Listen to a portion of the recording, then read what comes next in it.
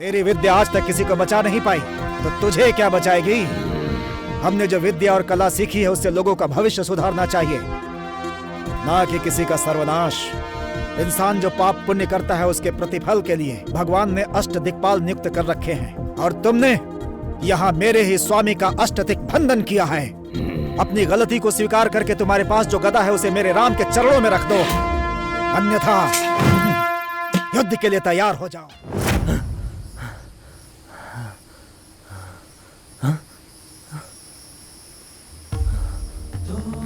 स्वामी, आप कौन है? मैंने पहचाना नहीं। मैंने तुम्हारी जान बचाई है ना, तो साधारण वैद्य ही समझो। नहीं, आप मामूली इंसान तो नहीं हो। तुम भी एक साधारण इंसान ही हो, इसीलिए तो इतनी खतरनाक जगह पे आ गए हो। ये कैसी जगह है स्वामी?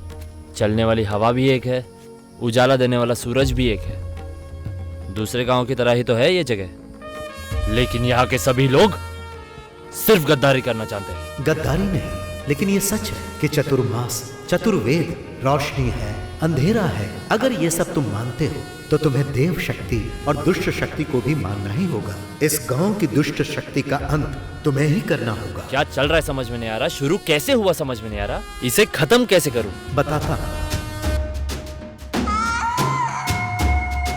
महायज्ञाय भूतप्रेताय महायज्ञाय भूतप्रेताय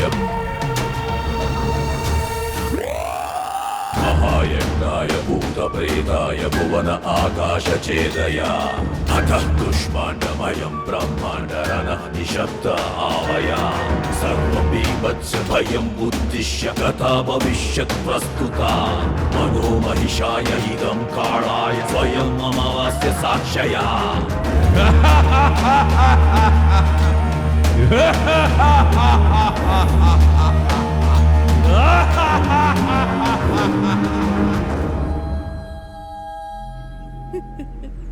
राजा जी, जिस दिन मेरी बेटी जवान हुई उन्होंने मेरी बेटी की बलि चढ़ा दी, मार दिया उसे। इस समय गांव के अंदर बस यही एक लड़की है जो आज तक जिंदा है। इससे पहले कि वो पापी इसकी बलि चढ़ाए, आप ही इसे मार डालिए राजा जी। सालों पहले हमारी माँ महारानी जानकी देवी ने दशहरे के उत्सव के दिन राज्य में रहने वाले सभी वामाचारियों को बुलाकर उनमें से कौन श्रेष्ठ कार्य को दिखा सकता है, उनको सोने का कंगन उपहार में देने को कहकर एक प्रतियोगिता शुरू की थी। तब उनके खाने में जहर मिलाकर सभी वामाचारियों को मार डाला था। माँ चालाकी करेगी ये सोचकर उस प्रतियोगिता के आयोजन में एक वामाचारी ने हिस्सा नहीं लिया था। उस बचे हुए एक वामाचारी को मारने के लिए मैंने कितनी बार समझाया है, क्यों मेरी बात नहीं सुनते हो? कानून इसकी इजाजत नहीं देता सर। अपनी बकवास बंद करो तुम। हमारा बसाया हुआ राज्य आपको चाहिए, हमारे बनाए हुए बांध और सेतु आपको चाहिए, लेकिन हमारे बनाए हुए कानून आपको नहीं चाहिए। जिस राज्य के हर एक गली में राम राज्य के नारे लगते थे, जो राज्य अपनी शांति की वजह से शांति निकेतन के नाम से प्रसिद्ध था, जो राज्य राम के चरणों की धूल से पवित्र हुआ करता था, आज वहां वामाचार्य हो रहा है। ये जानने के बाद भी आंख बंद करके बैठो। ये बोलने वाला तुम्हारा कानून सिर्फ कायरों के लिए है। गुरुजी, मुझे आपकी सहमति चाहिए। वाल्मीकि का अर्थ संस्कृत में जहरीले नाग का बिल होता है। चिंता की बात यह है कि उस तांत्रिक ने अपनी सारी शक्तियों को अपने मायावी गदे में छिपाया हुआ है, इसीलिए उससे युद्ध करके जीतना असंभव है। उससे दूर रहने में ही भलाई है। और अब तो ये सारे अधिकार सरकार के पास चले गए हैं। अब उन मंत्रियों का और इन ऑफिसर का करने वाला काम है ये, हमें बीच में नहीं पड़ना है। दशहरे के दिन हमें अधिकार मिले, किसी के हाथ की कठपुतली नहीं है हम। अधिकार से चलना हमारे खून के एक एक बूंद में है।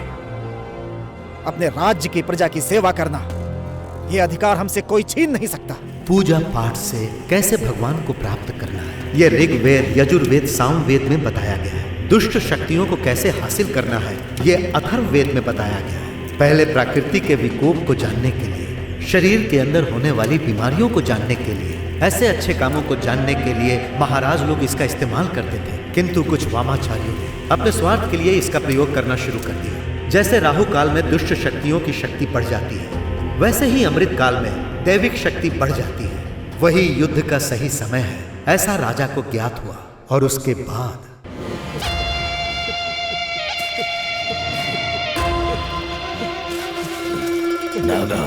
भाई भाई उस राजा ने जब हमारे पास शक्तियां कम थी उस वक्त को देखकर हमारे आदमियों को मार डाला। अंधश्रद्धा रखने वालों को आंखें क्यों चाहिए ये कह के आंखें छीन ली।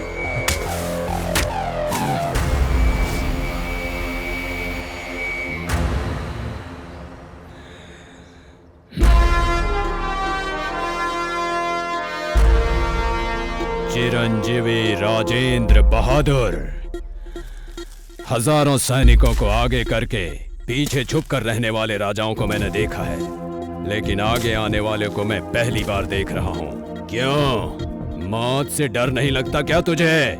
मौत सिर्फ डरने वालों को ही आती है क्या? डराने वाले तुम जैसों को नहीं आती है क्या? उस मौत को वापस पलट कर भेजने की कला सीखी है मैंने। यहाँ तुझे कोई नहीं बचाने वाला। तेरी विद्या आज तक किसी को बचा नहीं पाई, तो तुझे क्या बचाएगी? हमने जो विद्या और कला सीखी है उससे लोगों का भविष्य सुधारना चाहिए, ना कि किसी का सर्वनाश। इंसान जो पाप पुण्य करता है उसके प्रतिफल के लिए भगवान ने अष्ट दिक्पाल नियुक्त कर रखे हैं, और तुमने यहाँ मेरे ही स्वामी का अष्टदिक बंधन किया है। अपनी गलती को स्वीकार करके तुम्हारे पास जो गदा है उसे मेरे राम के चरणों में रख दो, अन्यथा युद्ध के लिए तैयार हो जाओ।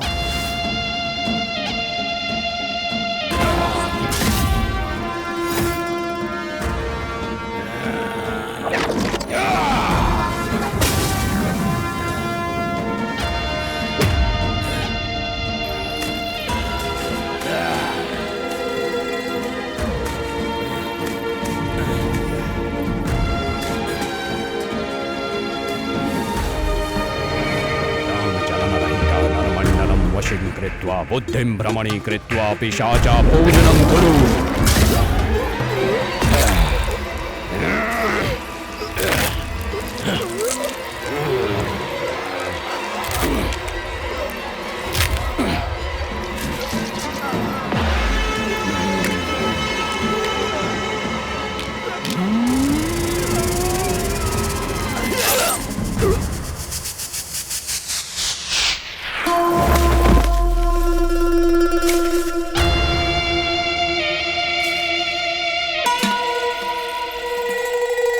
बुला अपने भस्मासुर को, बुला अपने महिषासुर को। मंत्र पढ़ने वाली जुबान अब तुमसे अलग हो चुकी है। अब तुम्हारा जिंदा रहना और मर जाना बराबर है।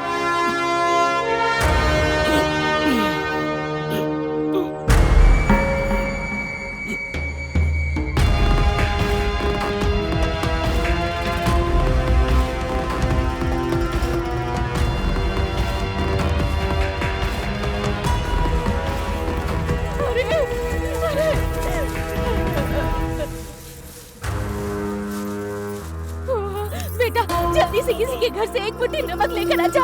उसका कर्ज ही तेरे पिता की जान बचा सकता है। जा बेटा। भैया नमक दीजिए। अरे नमक नहीं है मेरे पास, चल जा। दीदी नमक चल दे भाग यहाँ से।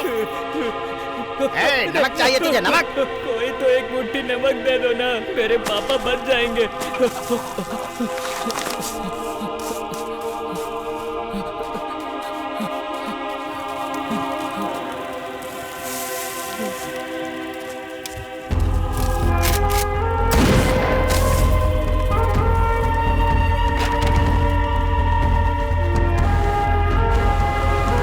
पुलिस को लगा कि वो मर गया, लेकिन वो जिंदा था।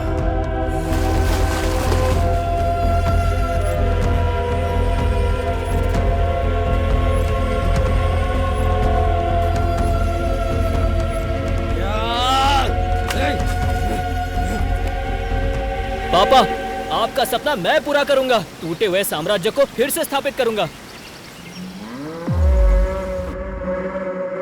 बाप की विद्या सीखते सीखते उसने राजा के परिवार पर भी नजर रखी, और एक दिन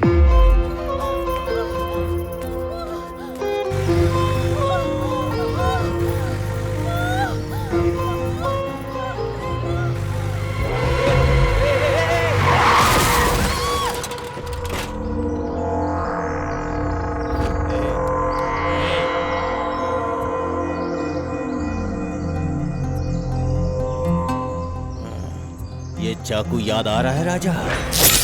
मेरे पिताजी ने कहा था किसी का कर्जा कभी मत रखना।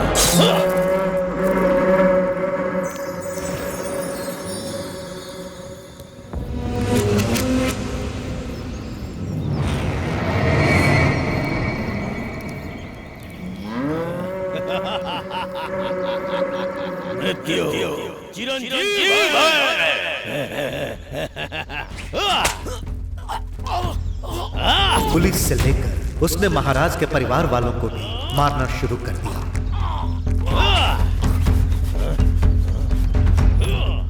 अरे रामानुज को सांप ने काट लिया, जल्दी आओ, इसे बचाओ, आओ। सासू माँ सांस नहीं ले पा रही है, कोई तो आओ, कोई तो बचाओ इन्हें। इनकी दोनों किडनी फेल हो चुकी हैं, हम बचा नहीं सकते। We are sorry.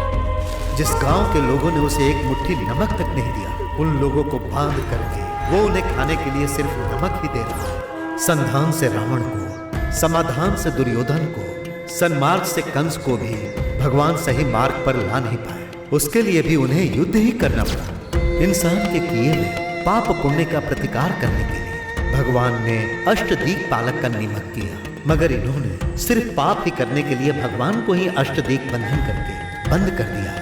उस मंत्र का विनाश करने वाला प्रतिमंत्र उस पुस्तक में ही है। जब तक ये तुम्हारे गले में है, कोई भी तंत्र विद्या तुम्हारा कुछ नहीं कर सकती। जय श्री राम।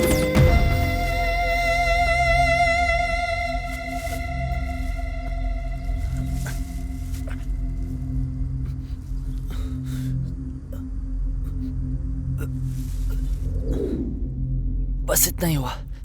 वो कौन कहां से आए मुझे कुछ पता नहीं।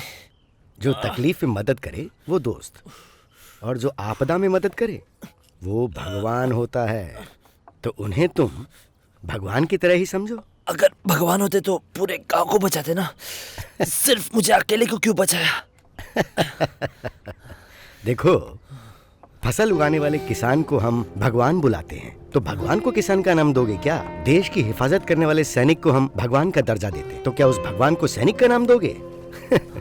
इंसान को हर शक्ति देने वाला वो भगवान इंसान के अंदर एक शक्ति बनकर रहता है, लेकिन इंसान के रूप में नहीं रहता। महाभारत में भी कृष्ण अकेले ही युद्ध कर सकते थे, लेकिन युद्ध का श्रेय उनकी आराधना करने वाले पांडवों को दिलवाया। श्री रामचंद्र जी लंका को स्वयं ही जला सकते थे, लेकिन उसका श्रेय उन्होंने अपने परम भक्त हनुमान जी को दिया।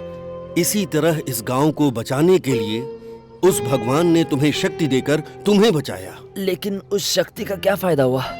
पूरा गांव तो इसे आत्महत्या ही बोल रहा है ना, लेकिन ये तो खून है। तुमने ऐसा सुना, इस वजह से तुम्हें शक हुआ? आपने सुना नहीं, फिर भी आपको शक नहीं है क्या?